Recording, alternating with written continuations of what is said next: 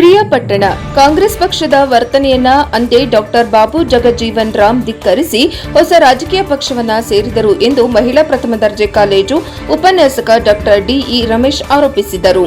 ಪಟ್ಟಣದಲ್ಲಿರುವ ತಾಲೂಕು ಆಡಳಿತ ಭವನದ ಸಭಾಂಗಣದಲ್ಲಿ ಭಾನುವಾರ ಏರ್ಪಡಿಸಿದ ಹಸಿರು ಕ್ರಾಂತಿಯ ಹರಿಕಾರ ಎನಿಸಿಕೊಂಡ ಡಾಕ್ಟರ್ ಬಾಬು ಜಗಜೀವನ್ ರಾಮ್ ಅವರ 119ನೇ ಜಯಂತಿಯ ಮುಖ್ಯ ಭಾಷಣಕಾರರಾಗಿ ಮಾತನಾಡಿದರು.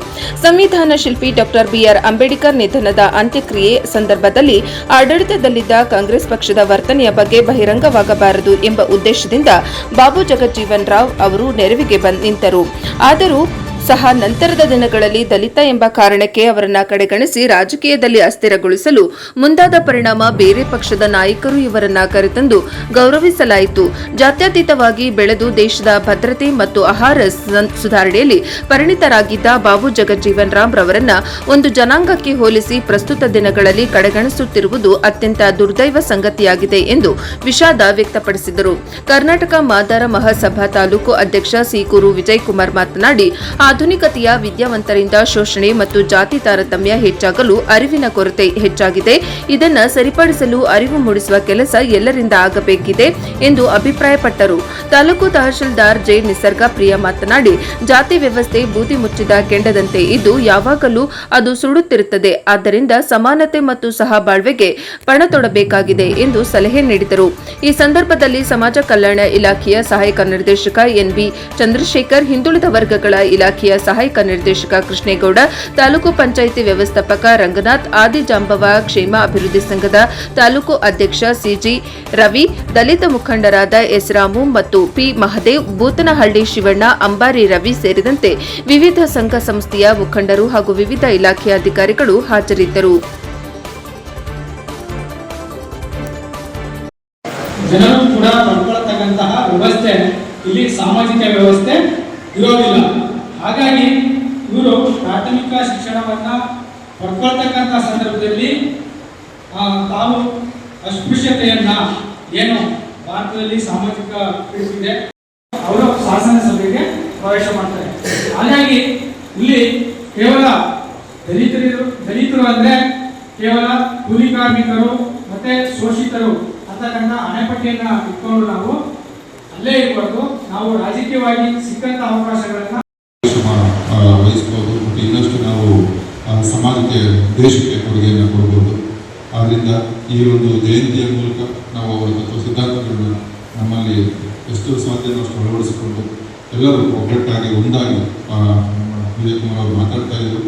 ಏನು ನಾವು ಸುಮಾರು 75 ವರ್ಷ ಆಗಿದೆ ಸ್ವತಂತ್ರ ಬಂದು, ಇನ್ನೂ ನಾವು ಏನು ಯಾವ ಮಟ್ಟದಲ್ಲಿ ಇದೀವಿ ಅಂದರೆ ಇನ್ನೂ ಹೊರಗಡೆ ಎಲ್ಲರೂ ಚೆನ್ನಾಗಿ ಕಾಣ್ತಾ ಇತ್ತು. ಇದು ಒಂಥರ ಜಾತಿ ಅನ್ನೋದು ಬೂದಿ ಮುಚ್ಚಿದ ಕೆಂಡದ ಥರ ಮೇಲ್ಗಡೆ ಯಾರಿಗೂ ಗೊತ್ತಾಗಲ್ಲ, ಬಟ್ ಬಿಸಿ ಮಾತ್ರ ಇದೆ ಎಲ್ಲರಿಗೂ.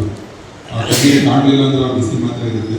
ಇದು ನಿಜವಾಗ್ಲೂ ಒಂದು ಅನಿಷ್ಟ ಆಚರಣೆ, ಅನಿಷ್ಟ ಅಂತಲೇ ಹೇಳಬೇಕಾಗುತ್ತೆ ಈ ಒಂದು ಆಚರಣೆನ. ಈ ಒಂದು ಅನಿಷ್ಟ ಆಚರಣೆ ವಿರುದ್ಧ ನಾವೆಲ್ಲರೂ ಪ್ರಜ್ಞಾವಂತರಾಗಿ ಹೋರಾಡಬೇಕು. ಇದು ಬರೀ ಪ್ರಜ್ಞಾವಂತರಾಗಿ ಮಾತಾಡುವ ಮೂಲಕ ಇದು ಬಗೆಹರಿಯೋದಿಲ್ಲ. ನಾವು ಹೋರಾಡಬೇಕು. ಇದ್ರ ವಿರುದ್ಧ ಹೋರಾಟ ನಡೆಸಿದ್ರಷ್ಟೇ ಇದನ್ನು ನಾವು ಸಂಪೂರ್ಣವಾಗಿ ಒಂದು ಈ ಸಮಾಜದಿಂದ ತೊಲಗಿಸಲಿಕ್ಕೆ ಸಾಧ್ಯವಾಗ್ತದೆ. ಸೊ ಅದರಿಂದ ಏನು ಈ ಒಂದು ದಿವಸ ಆ ಒಂದು ಸ್ವಲ್ಪ ಸಿದ್ಧಾಂತಗಳನ್ನ ನಾವು ಮನವರಿಕೆ ಮಾಡಿಕೊಂಡು ನಮ್ಮದು ಜೀವನದಲ್ಲೂ ನಮ್ಮ ಒಂದು ಬದುಕಿನಲ್ಲೂ ಸಾಧ್ಯವಾದಷ್ಟು ಬದಲಾವಣೆಗಳನ್ನು ಮಾಡ್ತಾರೆ ಅಂತ ಹೇಳ್ತಾ ಮತ್ತು ಸೀಮಿತ ಮಾಡದೆ ಅವನ ರಾಷ್ಟ್ರೀಯ ಪ್ರೇಮ ಮತ್ತು ಸಾರ್ವಜನಿಕರ ಅಭಿವೃದ್ಧಿಗೋಸ್ಕರ ದುಡಿತಕ್ಕಂಥ ವ್ಯಕ್ತಿಗಳನ್ನ ಅವರು ಸಾರ್ವಜನಿಕವಾಗಿ ಕಂಡ್ರೆ ಅವರ ಶ್ರಮ ಪಟ್ಟಿದ್ದಕ್ಕೆ ಸಾರ್ಥಕತೆ ಆಗ್ತದೆ ಅಂತಕ್ಕಂಥದ್ದು ನನ್ನ ಭಾವನೆ. ಏನಾಗ್ತದೆ, ಇವತ್ತು ಎಲ್ಲ ಜಾತಿ ಜಾತಿ ಜಾತಿ ಜಾತಿ ಜಾತಿ ಅಂತ ಹೇಳಿ ಎಲ್ಲರೂ ಜಾತಿ ಬಾರಿ ಇಟ್ಕೊಂಡು ಓಡಾಡೋದಕ್ಕೆ ಬಂದ್ಬಿಟ್ಟಿದ್ದೀವಿ. ಕಾರಣ ಇಷ್ಟೇ, ನಮಗೆ ಇದು ಸರಿಯಾದ ತಿಳುವಳಿಕೆ ಇಲ್ಲ ಅಂತ ಅನ್ಕೊಳ್ಳ, ಬೇರೆ ಏನು ಅಲ್ಲ, ತಿಳುವಳಿಕೆ ಇಲ್ಲ ಅಂತ. ಯಾಕೆ ಜಾತಿ ಜಾತಿ ಅಂದ್ರೆ ಏನು, ಅಸ್ಪೃಶ್ಯತೆ ಅಂದ್ರೆ ಯಾಕೆ ಅಸ್ಪೃಶ್ಯತೆ? ನಾವೇನು ಅನ್ನ ಊಟ ಮಾಡಲ್ವಾ? ನಾವೇನು ಮಣ್ಣು ತಿಂತೀವ? ಅಸ್ಪೃಶ್ಯರು ಅಂದ ತಕ್ಷಣ, ದಲಿತರು ಅಂದ ತಕ್ಷಣ ನಾವೇನು ಮಣ್ಣು ತಿಂತೀವ? ಎಲ್ಲರೂ ತಿನ್ನೋದು ಅನ್ನ, ಎಲ್ಲ ಹಾಕೋದು ಬಟ್ಟೆ, ಕುಡಿಯೋ ನೀರು ನಮ್ಮದು, ಗಾಳಿ ನಮ್ಮದು. ನಾವು ಎಲ್ಲಿ ಹೋದ್ರು ಕೂಡ ಎಲ್ಲ ಮನುಷ್ಯರು ಸಾರ್ವಜನಿಕ ಓಡಾಡ್ತೀವಿ. ಒಂದೊಂದೇ ಊರಿನಲ್ಲಿ ಒಂದೊಂದೇ ಜಾತಿ ಇರೋದನ್ನ ನಾವೆಲ್ಲರೂ ಕಾಣ್ತೀವ. ಪ್ರತಿಯೊಂದು ಜಾತಿನೂ ಒಂದೊಂದು ಊರಿನಲ್ಲಿ ಇರ್ತದೆ. ನಾವು ಹಾಕಿದ ಮೇಲೆ ಏನು ಜಾತಿ ಜಾತಿ ಜಾತಿ ಅಂತ ಹೊಡೆದಾಡ್ತಕ್ಕಂಥ ದಿನಗಳನ್ನ ನಾವು ದಿನಮಾನಗಳನ್ನ ಪ್ರತಿದಿನ ನೋಡ್ತೀವಿ ಅಂದರೆ ನಿಜವಾಗ್ಲೂ ನಮಗೆ ತಿಳುವಳಿಕೆ ಕೊರತೆ ಇದೆ ಅಂತ, ಬೇರೆ ಏನೂ ಅಲ್ಲ. ವಿದ್ಯಾವಂತರಾದ ತಕ್ಷಣ ದೇಶ ಬದಲಾವಣೆ ಆಗ್ತದೆ ಅಂತಕ್ಕಂಥದ್ದು ಸರಿ.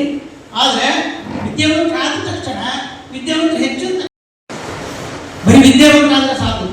ವಿದ್ಯಾವಂತರ ಜೊತೆಗೆ ವಿಚಾರವಂತಿಕೆ ಬೇಕು.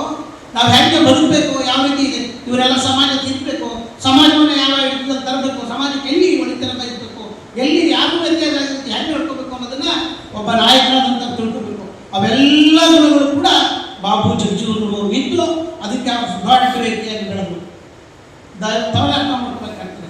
ಅವ್ರು ನಮ್ಮ ಜಾತಿ ಇಷ್ಟೇ ನಮ್ಗೆ ಕಟ್ಕೊಡೋ, ನಮಗೊಂದು ಬೇರೆ ಹಾಕ್ಬಿಟ್ಟವ್ರೆ, ಅಸ್ಪೃಶ್ಯತೆ ಹೊರಗಡೆ ಬರೋಂಗಿಲ್ಲ, ಕುಡಿಯೋಕೆ ನೀರು ಕುಡಿಯೋಕೆ ಹಾಕೊಳ್ಳೋದು ಬಿಡೋದಿಲ್ಲ, ಮತ್ತು ಹೋಟ್ಲಲ್ಲಿ ನಮಗೆ ಯಾವುದೇ ಥರ ಸ್ಥಾನಮಾನ ಇಲ್ಲ, ಕಟಿಂಗ್ ಮಾಡಲ್ಲ, ನಮ್ಮೆಲ್ಲ ಅಸ್ಪೃಶ್ಯತೆ ಆಚರಣೆ ಮಾಡ್ತಾರೆ ಅಂತಕ್ಕಂಥ ಭಯ ಭೀತಿಯನ್ನು ಅವ್ರಿದ್ರೆ ಅವರೆಲ್ಲರೂ ಒಂದು ಜಾತಿ ಮಾಡ್ಕೊಂಡಿರ್ಬೇಕಾಗಿತ್ತು.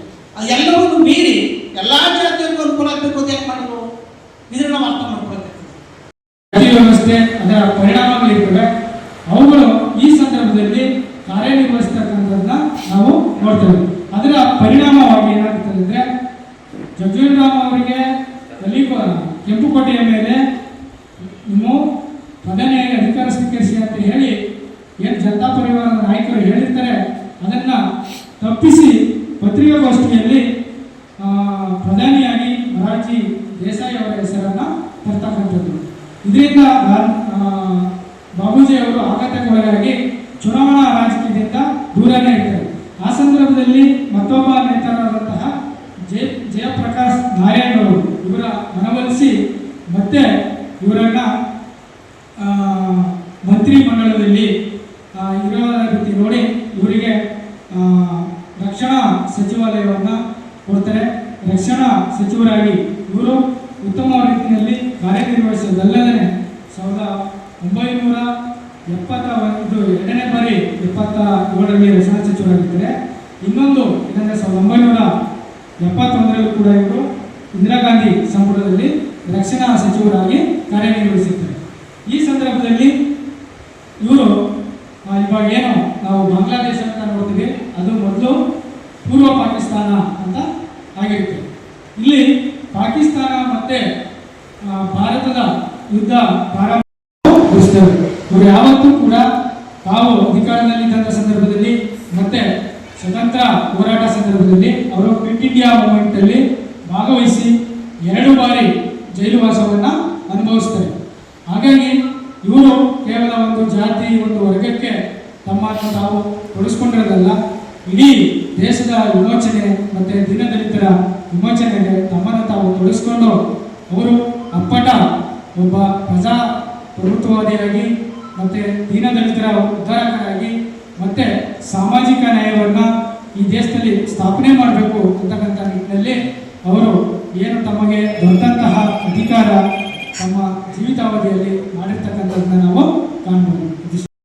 ಭಾರತೀಯ ಬೇರೆ ನಾಯಕರುಗಳಿಗೆ ನೀಡಲಿಲ್ಲ. ಏನಕ್ಕೆ ಅಂದರೆ ಅವರು ಗೌರವ ಸೂಚಕವಾಗಿ ಬಾಂಗ್ಲಾದೇಶದ ವಿಮೋಚಕರಾಗಿ ಡಾಕ್ಟರ್ ಬಾಬು ಜಗಜೀವನರಾಮ್ ಅವರನ್ನ ನೋಡ್ತಕ್ಕಂಥದ್ದನ್ನ ನಾವು ನೋಡ್ತೇವೆ. ಅದರ ಜೊತೆಗೆ ಇವರು ಆ ಯುದ್ಧ ಆದಂಥ ಸಂದರ್ಭದಲ್ಲಿ ಬಾಂಗ್ಲಾದಿಂದ 1 ಕೋಟಿಗಿಂತ ಹೆಚ್ಚು ನಿರಾಶ್ರಿತರು ಭಾರತಕ್ಕೆ ವಲಸೆ ಬರ್ತಾರೆ. ವಲಸೆ ಬಂದಂಥ ಸಂದರ್ಭದಲ್ಲಿ ಅವರು ಮಹಾಮಾನವತಾವಾದಿಯಾಗಿ ನಡ್ಕೊಂಡು ಏನೋ 1 ಕೋಟಿಗಿಂತ ಹೆಚ್ಚು ವಲಸಿಗರು ಅಂದರೆ ಅವರು ಮುಸ್ಲಿಮರಾಗಿರ್ಬೋದು ಅಥವಾ ಬೇರೆ ದೇಶದವರಾಗಿರ್ಬೋದು, ದೇಶ ಸಂಕಷ್ಟದಲ್ಲಿದ್ದಂಥ ಸಂದರ್ಭದಲ್ಲಿ ನಾವು ಮಾನವೀಯ ಸಂಬಂಧಗಳಿಗೆ ಬೆಲೆ ಕೊಟ್ಟು ಅವರನ್ನು ನಾವು ಪೋಷಿಸಬೇಕು ಅಂತಕ್ಕಂಥ ನಿಟ್ಟಿನಲ್ಲಿ ಅವರಿಗೆ ನಿರಾಶ್ರಿತರ ಶಿಬಿರಗಳನ್ನು ಏರ್ಪಾಡು ಮಾಡಿ ಊಟ, ವಸತಿ ಮತ್ತು ಅವರನ್ನು ಭಾರತೀಯ ಪ್ರಜೆಗಳಾಗಿದ್ದರೆ ಅವರಿಗೆ ನಾಗರಿಕ ಹಕ್ಕುಗಳನ್ನು ನೀಡುವಲ್ಲಿ ಇವರು ವಿದೇಶಾಂಗ ಸಚಿವರಾಗಿದ್ದಂಥ ಸಂದರ್ಭದಲ್ಲಿ ನಡ್ಕೊತಾರೆ. ಇದರಿಂದ ನಮಗೆ ದೇಶದಲ್ಲಿ ಏನೇ ಸಮಸ್ಯೆಗಳಾದರೂ ಕೂಡ ಅದನ್ನು ನಾವು ಎಲ್ಲರೂ ಒಗ್ಗೂಡಿ ಬಗೆಹರಿಸಬೇಕು ಅಂತಕ್ಕಂತಹ ತತ್ವದಲ್ಲಿ ಅವರು ನಂಬಿಕೆ ಇಟ್ಟಿದ್ರು ಅಂತಕ್ಕಂಥದ್ದನ್ನು ನಾವು ಇಲ್ಲಿ ನೋಡ್ಬೋದು. ಇದಲ್ಲದೆ ಜಗಜೀವನರಾಮ್ ಅವರು ತಮ್ಮ ಆಡಳಿತಾವಧಿಯಲ್ಲಿ ರಾಷ್ಟ್ರ ನಿರ್ಮಾಣಕ್ಕೆ ಏನು ಇವಾಗ ನಾವು ಹೈವೇ ಹೆದ್ದಾರಿಗಳಂತ ಕರಿತೀವಿ, ಅವುಗಳನ್ನು ಮೊದಲ ಬಾರಿಗೆ ಅವರು ಸಾರಿಗೆ ಸಂಪರ್ಕ ಸಚಿವರಾಗಿದ್ದ ಸಂದರ್ಭದಲ್ಲಿ ಅಂತಾರಾಜ್ಯ ರಸ್ತೆಗಳನ್ನು ನಿರ್ಮಾಣ ಮಾಡ್ತಾರೆ. ಅದರ ಜೊತೆಗೆ ತಾವು ಕಾಂಗ್ರೆಸ್ನ ಅಧ್ಯಕ್ಷರಾಗಿದ್ದಂಥ ಸಂದರ್ಭದಲ್ಲಿ ಗರೀಬಿ ಹಟಾವೋ ಮತ್ತೆ 20 ಅಂಶಗಳ ಕಾರ್ಯಕ್ರಮಗಳನ್ನು ಜಾರಿಗೆ ತಂದರು. ಅಂದರೆ ಕಾಂಗ್ರೆಸ್ನಲ್ಲಿ ಇಟ್ಕೊಂಡು ಅವರು ಏನು ದೇಶದಲ್ಲಿ 50ರಷ್ಟು ಜನರು ಕಡುಬಡವರಾಗಿದ್ದಾರೆ. ಅವರುಗಳಿಗೆ ನಾವು ಯೋಜನೆಯನ್ನು ತಲುಪಿಸ್ಬೇಕಂದ್ರೆ ಏನು ಮಾಡಬೇಕು ಅಂತೇಳಿ ಅಲ್ಲಿ ಏನು ಕಾಂಗ್ರೆಸ್ನಲ್ಲಿ ಹಿರಿಯ ಸಚಿವರಾಗಿ ಮತ್ತು ಏನು ತಮ್ಮ ಪ್ರಭಾವವನ್ನು ಬೆಳೆಸ್ಕೊಂಡಿದ್ರು, ಆ ಮೂಲಕ ಅವರು ದೇಶಾದ್ಯಂತ 20 ಅಂಶಗಳ ಕಾರ್ಯಕ್ರಮವನ್ನು ಜಾರಿ ಕೊಟ್ಟು ಗರೀಬಿ ಹಟಾವೋ ಆ ಸಂದರ್ಭದಲ್ಲಿ ಸಚಿವರಾಗಿರ್ತಾರೆ. ಆ ಸಂದರ್ಭದಲ್ಲಿ ಅವರು ಡಾಕ್ಟರ್ ಬಿ ಆರ್ ಅಂಬೇಡ್ಕರ್ ಅವರು ಬದುಕಿದಂಥ ಸಂದರ್ಭದಲ್ಲಿ ಕಾಂಗ್ರೆಸ್ನ ವಿರೋಧ ಮಾಡ್ಕೊಂಡು ಬರ್ತಿರ್ತಾರೆ. ಹಾಗಾಗಿ ಅವರನ್ನು ಸರ್ಕಾರದ ವತಿಯಿಂದ ನಾವು ಅವರಿಗೆ ಏನೇ ವ್ಯವಸ್ಥೆ ಮಾಡಿದ್ರೆ ಅದು ತಪ್ಪು ದಾರಿ ಅಥವಾ ತಪ್ಪು ಸಂದೇಶ ಹೋಗ್ತದೆ ಅಂತ ಹೇಳಿ ಜಗ್ಜೀವನ್ ಅವರು ರವಿದಾಸ್ ಮಹಾಸಭದ ಮುಖಾಂತರ ಅಲ್ಲಿನ ಕಾರ್ಯಕರ್ತಗಳಿಗೆ ಹೇಳಿ ತಮ್ಮ ಸ್ವಂತ ಹಣದಲ್ಲಿ ವಿಮಾನದ ವ್ಯವಸ್ಥೆಯನ್ನು ಮಾಡಿ ಡೆಲ್ಲಿಯಿಂದ ಬಾಂಬೆಗೆ ಬಾಬಾ ಸಾಹೇಬ್ ಅವರ ಏನು ಗಾಡಿ ಇರ್ತದೆ ಅಥವಾ ಅವರನ್ನು ಇಲ್ಲಿಗೆ ಸಾಗಿಸ್ತಕ್ಕಂಥದ್ದನ್ನು ನಾವು ನೋಡ್ಬೋದು. ಹಾಗಾಗಿ ಅವರೆಂದೂ ಕೂಡ ಜನರು ಕೂಡ ಪಡ್ಕೊಳ್ತಕ್ಕಂತಹ ವ್ಯವಸ್ಥೆ ಇಲ್ಲಿ ಸಾಮಾಜಿಕ ವ್ಯವಸ್ಥೆ ಇರೋದಿಲ್ಲ. ಹಾಗಾಗಿ ಇವರು ಪ್ರಾಥಮಿಕ ಶಿಕ್ಷಣವನ್ನು ಪಡ್ಕೊಳ್ತಕ್ಕಂಥ ಸಂದರ್ಭದಲ್ಲಿ ತಾವು ಅಸ್ಪೃಶ್ಯತೆಯನ್ನು ಏನು ಭಾರತದಲ್ಲಿ ಸಾಮಾಜಿಕ ಇದೆ